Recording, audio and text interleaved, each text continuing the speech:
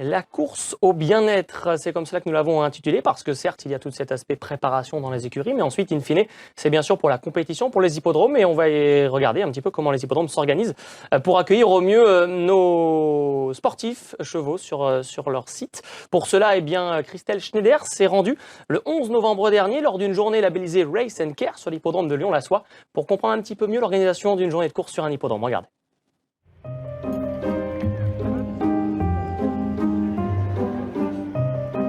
Le bien-être, ça va se gérer bien en amont de l'arrivée du cheval. Dès nos courses terminées, les box sont vidées en intégralité, balayées et désinfectées. Ce qui fait qu'on va garantir au cheval qui va arriver par la suite d'avoir un box sain, avec une paille saine qui n'a pas été souillée. Et donc on évite aussi les problèmes éventuels de contamination en termes de maladies ou de dopage. Et in fine, on vient imposer ce qu'on appelle un scellé.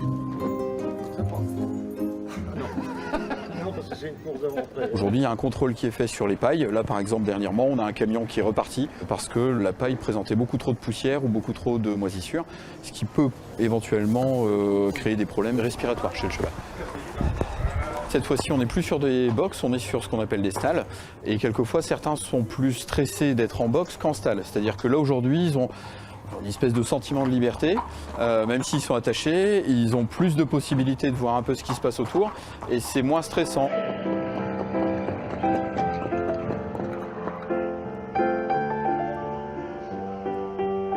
Le plus important aujourd'hui en termes de bien-être, c'est le respect, je dirais, morphologique du cheval. Sur des pistes trop dures, on aura forcément des problèmes d'articulation, des problèmes tendineux.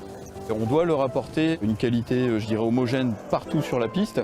Et là, en l'occurrence, on profite des échauffements pour s'assurer que les marques laissées sur la piste donnent satisfaction en termes de souplesse, mais aussi d'adhérence.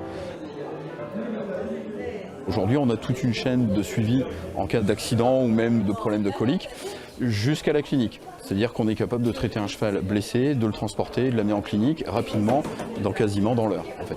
Dans la mesure où on respecte autant, je dirais, nos chevaux, mais on engage autant de moyens pour nos chevaux, pour nos jockeys, c'est déjà le signe que les choses évoluent vraiment dans le bon sens.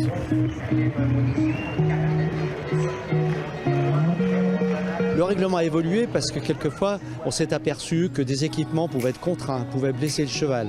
La cravache aussi, le règlement a beaucoup évolué. C'est filmé, c'est observé, c'est surveillé. Les amendes, elles tombent, les sanctions, elles tombent. Donc il y a beaucoup d'encouragement de la voix, des mains, des bras. Alors ça peut surprendre, mais là, c'est pas répréhensible dans la mesure, c'est pas brutal. C'est simplement pour accompagner le cheval. Par contre, on vient de voir un driver là, qui a utilisé sa cravache, lui sera certainement sanctionné. Sur les 2 ou 3 dernières années, la prise de conscience, elle a été partagée par tous. Je crois que maintenant, les drivers et les professionnels, ils sont attentifs. Et le public s'en porte que mieux. Je crois que l'image de course s'en porte que mieux. On est un peu des gendarmes pour le bien-être animal. Mais en final, ce qu'on veut, c'est surtout du bien-être animal. C'est pas de sanctionner des jockeys. Le bien-être animal, c'est pas contre eux, c'est avec eux. Le bien-être animal, nous, il est en fait de faire en sorte que les opérations de prélèvement, que ce soit aussi bien urine que sang, se passent bien.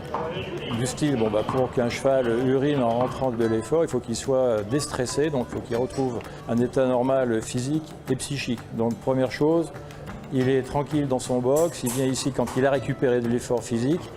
Et le but, c'est de l'avoir bien ici pour qu'il soit suffisamment décontracté pour uriner. Et après, on fait une prise de sang dans des conditions qui sont tout à fait là où le bien-être est respecté, dans le sens où on n'a pas le droit, et on s'interdit d'utiliser des moyens coercitifs, genre tornés ou autres, qui sont strictement interdits. Ce qui a évolué surtout, c'est les mentalités. Dans le sens où avant, un cheval qui bougeait, on avait tendance à être vite autoritaire, que maintenant elle est beaucoup moins. On essaye de comprendre un peu la psychologie et de s'adapter au cheval, ça c'est clair et net. Il y a une prise de conscience très nette, très nette, depuis quelques années. Le bien-être animal, il y a 20 ans, c'était une utopie. Aujourd'hui, c'est devenu une véritable norme. Le fait de considérer les chevaux comme des sportifs à part entière, c'est quelque chose qui est acté et qui sera définitivement ancré dans le monde des courses.